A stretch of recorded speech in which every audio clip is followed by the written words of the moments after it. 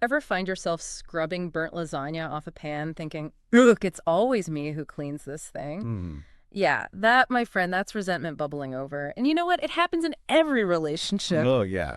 But we're diving deep today into how to handle it before it, well, explodes like that overcooked lasagna all over the kitchen. Right. Because who wants to clean that up, right? Exactly. Yeah. So we've got 5 practical, research-backed tips for tackling resentment head on. And let's be honest, we could all use a little help sometimes, right? Absolutely. Especially with something as, potentially tough as dealing with resentment. Right, because nobody teaches you this stuff. So tip number 1, speaking your mind. But not in like a yelling at your partner kind of way. It's more about, expressing those needs, those little frustrations, before they become huge blowouts.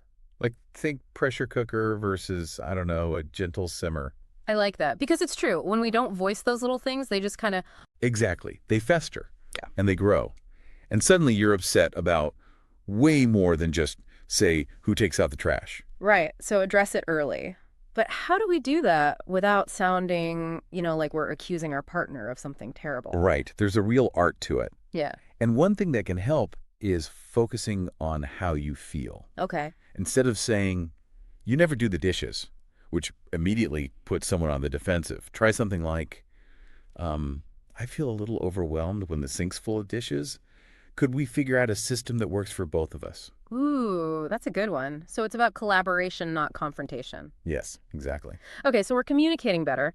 But what about those times when resentment is already there? Like maybe from something bigger that happened in the past. That's when things get even trickier, right? Yeah. Because it's not just about those everyday annoyances anymore. Right. It might be about, like you said, past hurts, betrayals, or even just those deeper misunderstandings that can build up over time. And how do you even begin to unpack all that? Well, that's where forgiveness comes in.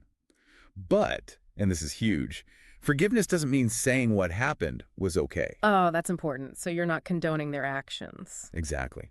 It's more about taking care of yourself. It's about releasing that anger you've been holding on to because, honestly, who does that anger hurt more, you or them? Probably you, right, Siri? Most likely, yeah. It's like holding onto a hot coal hoping the other person gets burned. Oof, that's a powerful image. But easier said than done, right?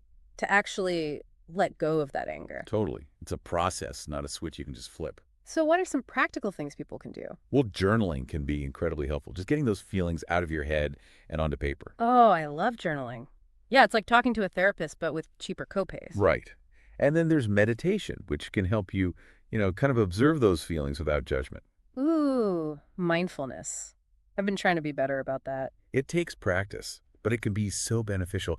And another thing that can be really helpful is reframing. Reframing. What's that? So instead of focusing on the hurt, you try to look for any, even tiny positive takeaways from the situation.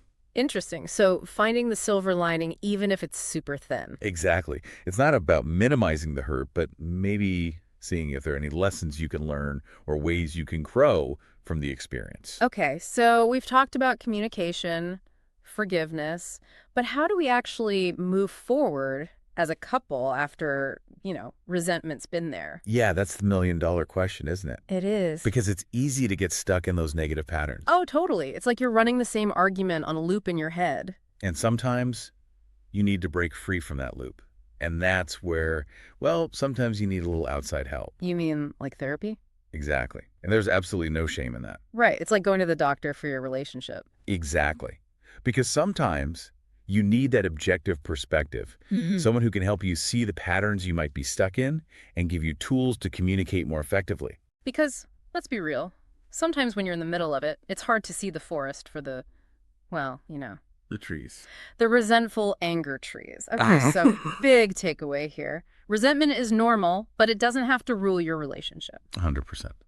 And as we wrap up, here's a little something to think about. What's one small step you can take today to address any simmering resentment in your own relationship? Remember, even tiny changes can have a huge impact over time.